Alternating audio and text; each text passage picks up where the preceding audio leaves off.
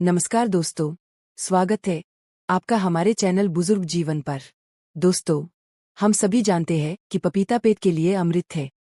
Vitamin A, vitamin C और पाचन शक्ति बढ़ाने वाले एंजाइमों का खजाना। डॉक्टर अक्सर बीमार होने पर पपीता खाने की सलाह देते हैं। लेकिन क्या आप जानते हैं कि आयुर्वेद और मॉडर्न मेडिकल साइंस के अनुसार दुनिया में 5 तरह के लोग ऐसे हैं जिनके लिए यही अमृत जैसा पपीता गंभीर नुकसान यहाँ तक कि जहर का काम भी कर सकता है। जी हाँ, आपने सही सुना। आज के वीडियो में हम एक व्यापक सुरक्षा समीक्षा के आधार पर बात करेंगे।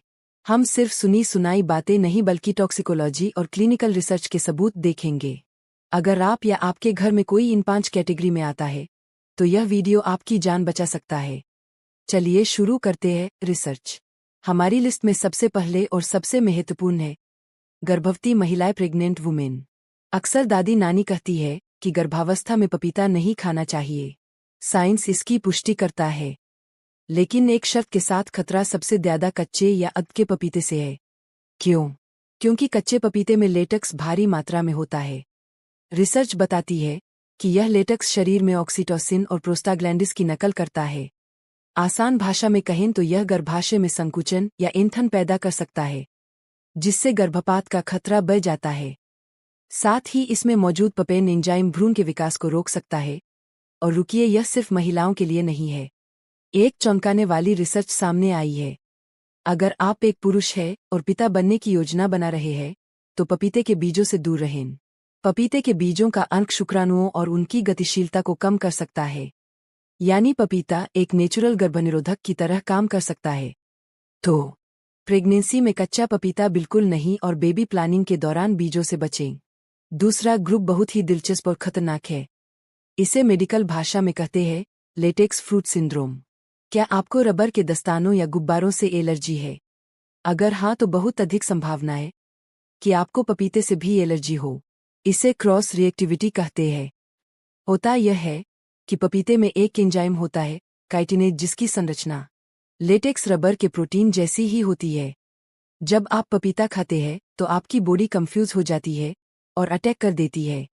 इसके लक्षणों में होठों में सूजन, गले में खुजली और गंभीर मामलों में सांस लेने में दिक्कत हो सकती है। अगर आपको कीवी या एओलो से एलर्जी है तो पपीता खाने से पहले अपने डॉक्टर से जरूर पूछ ले। तीसरे नंबर पर वह लोग हैं जो हार्ट की दवाइयां ले रहे। यह जानकारी आपके घर के बुजुर्गों के लिए बहुत जरूरी है। अगर आप वारफरिन जैसी खून पतला करने वाली दवा ले रहे हैं तो सावधान हो जाए। पपीता इन दवाओं के असर को बढ़ा सकता है। इसका मतलब है कि आपका खून जरूरत से ज्यादा पतला हो सकता है, जिससे इंटरनल ब्लीडिंग या चोट लगने पर खून न रुकने का खतरा पैदा हो जाता है। इसीलिए सर्जन अक्सर सलाह देते हैं सर्जरी से 2 हफ्ते पहले पपीता खाना पूरी तरह बंद कर दे। इसके अलावा अगर आप एम्यूडेरोन नाम की दवा ले रहे हैं जो अनियमित दिल की धड़कन के लिए होती है तो पपीता इसकी टॉक्सिसिटी बढ़ा सकता है। चौथा ग्रुप भारत में बहुत कॉमन है डायबिटीज और थायराइड के मरीज। आप कहेंगे लेकिन पपीता तो डायबिटीज के लिए अच्छा होता है। जी हाँ, होता है, लेकिन पेंच यहाँ है। अगर आप शुगर कम करने की एवी दवाइयाँ ले रहे हैं और साथ में खूब पपीता भी खा रहे हैं तो आपकी शुगर अचानक बहुत नीचे गिर सकती है। इसे एडिटिव इफेक्ट कहते हैं। इसलिए अपनी शुगर मॉनिटर करते रहें। और थायराइड वालों के लिए एक खास टिप, अगर आप सुबह खाली पेट लेवोथैरोक्सिन की गोली खाते हैं तो उसके तुरंत बाद पपीता ना खाएं।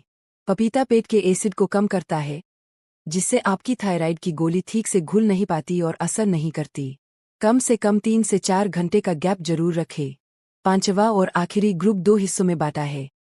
पहला, जिन्हें किडनी स्टोन की समस्या है। पपीते में विटामिन सी बहुत ज्यादा होता है। ज्यादा विटामिन सी शरीर में जाकर ऑक्साइड बन सकता है जो किडनी स्टोन को बड़ा कर सकता है। अगर आपको कैल्शियम ऑक्सैलेट स्टोन की हिस्ट्री है तो पपीता कम ही खाएं। दूसरा, आयुर्वेद के अनुसार विरुद्ध आहार। क्या आप पपीता शेक पीते हैं? आयुर्वेद कहता है सावधान, पपीता गर्म तासीर का है और दूध ठंडी तासीर का। इन दोनों को मिलाना पाचन की अग्नि को खराब करता है, जिससे स्किन की बीमारियां और एलर्जी हो सकती है। पपीते को हमेशा अकेले खाएं, दूध के साथ नहीं। तो दोस्तों, पपीता एक सुपर फूड है, लेकिन गर्भवती महिलाएं, लेटेक्स एलर्जी वाले, हार्ट या ब्लड थिनर की दवा लेने वाले डायबिटीज या थायराइड के मरीज और किडनी स्टोन या दूध के साथ सेवन करने वाले इन लोगों को विशेष सावधानी बरतनी चाहिए। अगर आप इनमें से किसी भी कैटेगरी में आते हैं तो पपीता अपनी डाइट में शामिल करने से पहले अपने डॉक्टर या डाइटिशियन से सलाह जरूर लें। अगर यह रिसर्च बेस्ड जानकारी आपको काम की लगी तो इस वीडियो को अपने परिवार और दोस्तों के साथ की जरूर शेयर करें। क्या पता आपकी एक शेयर किसी की सेहत बचा ले। स्वस्थ रहें, जागरूक रहें। मिलते हैं अगले वीडियो में। नमस्कार।